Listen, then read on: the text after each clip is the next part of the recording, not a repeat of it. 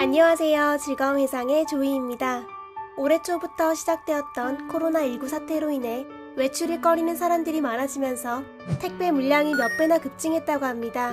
특히나 생활에 꼭 필요한 쌀이나 물 등의 무거운 물건들이 한 번에 많이 몰리게 되면서 택배기사들의 고생이 이만저만이 아니었다고 하는데요.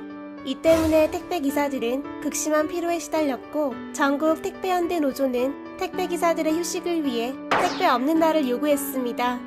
이에 지난 17일 한국통합물류협회는 노조의 요구를 받아들여서 8월 14일을 택배 없는 날로 지정했다고 합니다.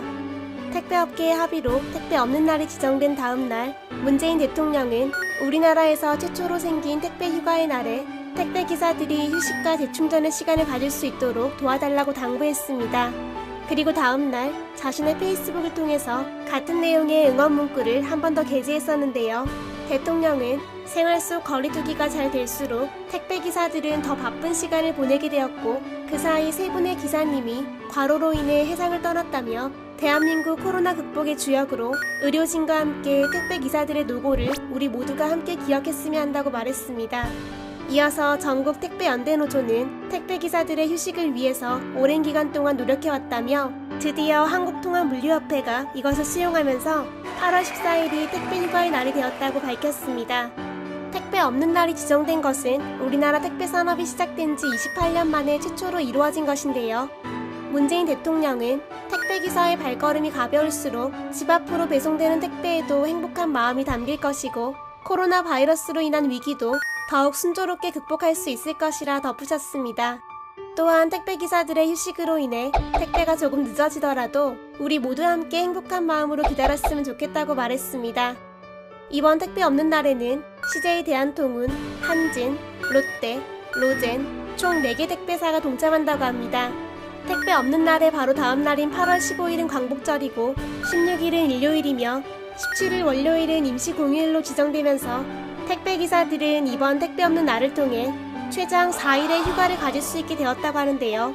하지만 일각에서는 택배 없는 날이 아닌 택배 미룬 날이라고 말하며 이후에 발생할 수 있는 택배 대란에 대해서 우려의 목소리가 나오고 있습니다. 광복절 앞뒤 휴업으로 인해 총 4일 동안 전국에서 택배가 멈추게 되면 물량 폭증과 배송 지연 등 현장에 큰 혼란이 올 것이라는 말인데요.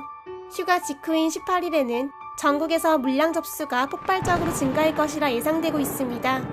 처리가 가능한 물량을 넘어선다면 강제로 접수를 제한해야 하는 사태가 발생할 수 있다고 하는데요. 이렇게 된다면 결국 전날 잔여분과 다음날 새 물량이 넘치면서 그중 일부는 또 그 다음날로 재차 넘기는 일이 발생하게 된다고 합니다. 업계에서는 이런 여파가 적어도 일주일가량 이어질 것으로 보고 있습니다.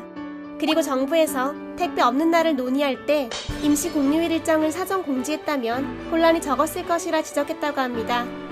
한편 택배 기사들의 반응은 꽤 다양했는데요.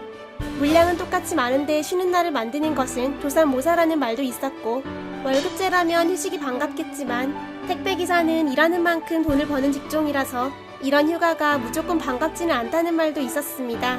쉬어도 쉬는 것이 아니라는 말로 들리는데요. 택배 없는 날이라는 좋은 시도를 했고, 또 이것이 시행된다는 부분에서 많은 발전이 있었지만 결국 근본적인 시스템이나 환경이 개선되지 않는다면 제자리 걸음을 하는 것이 아닌가 싶습니다.